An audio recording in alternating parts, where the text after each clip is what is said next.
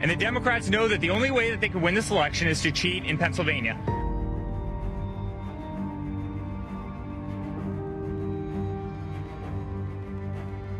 The revelation of Jesus Christ, which God gave him to show his servants things which must shortly take place.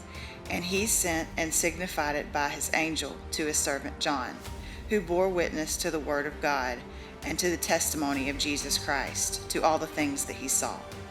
Blessed is he who reads and those who hear the words of this prophecy, and keep those things which are written in it, for the time is near.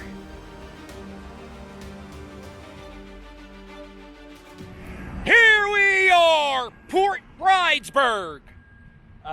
It is noon on Wednesday, October 28th, 2020. 12 hours ago, I was on Aramingo Avenue. Looting was going on, chaos and anarchy was everywhere. And from what I hear, which isn't a lot, it got worse after I left last night. So what I'm going to do today is I'm just going to do a quick bike ride around Aramingo Ave and see what's going on. I just drove past the State Store, completely empty. It was insane. The Wawa, the signs are off, the gas pumps are off, the store is closed. And to the angel of the church in Philadelphia write, These things says he who is holy, he who is true, he who has the key of David, he who opens and no one shuts, and shuts and no one opens. I know your works. See, I have set before you an open door, and no one can shut it. For you have a little strength, have kept my word, and have not denied my name. Indeed, I will make those of the synagogue of Satan who say they are Jews and are not, but lie. Indeed, I will make them come and worship before your feet, and to know that I have loved you. Because you have kept my command to persevere, I will also keep you from the hour of trial which will come upon the whole world, to test those who dwell upon the earth. And for this reason God will send them a strong delusion, that they should believe the lie, that they may all be condemned who did not believe the truth, but had pleasure in unrighteousness. The Hegelian dialectic: problem, reaction, solution.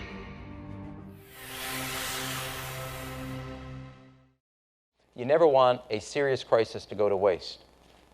And what I mean by that, it's an opportunity to do things that you think you could not do before. Now the Pharisees, who were lovers of money, also heard of all these things, and they derided him. And he said to them, You are those who justify yourselves before men, but God knows your hearts.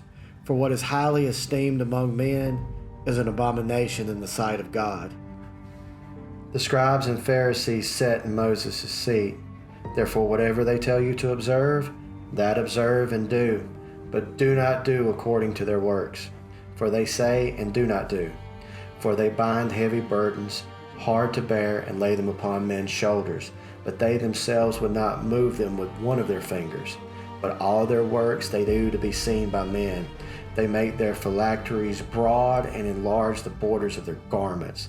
They love the best places at the feast, the best seats in the synagogue, greetings in the marketplace, and to be called by men, Rabbi, Rabbi. But you are not to be called Rabbi, for one is your teacher, the Christ, and you are all brethren. Do not call anyone on earth your father, for one is your Father, he who is in heaven. And do not be called teachers, for one is your teacher, the Christ. But he who is greatest among you shall be your servant. And whoever exalts himself will be humbled, and he who humbles himself will be exalted. But woe to you, scribes and Pharisees, hypocrites! For you shut up the kingdom of heaven against men, for neither you go in yourselves, nor do you allow those who are entering to go in. This is going to be a fraud like you've never seen. This is the same fellow who told you this is going to end by Easter last time. This is the same fellow who told you that, don't worry, we're going to end this by the summer. We're about to go into a dark winter, dark winter, dark winter, dark winter. But know this, that in the last days perilous times will come. For men will be lovers of themselves, lovers of money, boasters, proud, blasphemers, disobedient to parents, unthankful, unholy, unloving, unforgiving, slanderers without self-control, brutal, despisers of good, traitors, headstrong, haughty, lovers of pleasure rather than lovers of God, having a form of godliness but denying its power. There's a need for bold action to fight this pandemic. We're still facing a very dark winter. There are now nearly 10 million COVID cases in the United States. Last week, we topped 120,000 new cases on multiple successive days. Infection rates are going up, hospitalizations are going up, deaths are going up. This crisis claimed nearly 1,000 American lives a day, nearly 240,000 deaths so far. Then all the elders of Israel gathered together and came to Samuel at Ramah and said to him, "Look, you are old and your sons do not walk in your ways. Now make us a king to judge us like all the nations." But the thing displeased Samuel when they said, "Give us a king to judge us." So Samuel prayed to the Lord, and the Lord said to Samuel, "Heed the voice of the people in all that they say to you, for they have not rejected you, but they have rejected me, that I should not reign over them. According to all the works which they have done since the day that I brought them up out of Egypt, even to this day, which they have forsaken me and served other gods, so they are doing to you also. Now therefore heed their voice. However, you shall solemnly forewarn them and show them the behavior of the king who will reign over them." So Samuel told all the words of the Lord to the people who asked him for a king. And he said, "This will be the behavior of the king who will reign over you.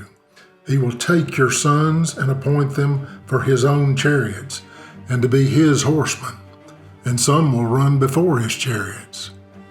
He will appoint captains over his thousands and captains over his 50s, will set some to plow his ground and reap his harvest, and some to make his weapons of war and equipment for his chariots. He will take your daughters to be perfumers, cooks, and bakers, and he will take the best of your fields, your vineyards, and your olive groves, and give them to his servants. He will take 1/10 of your grain and your vintage and give it to his officers and servants. And he will take your male servants, your female servants, your finest young men, and your donkeys and put them to his work. He will take 1/10 of your sheep, and you will be his servants.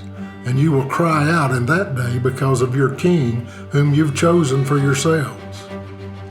And the Lord will not hear you in that day."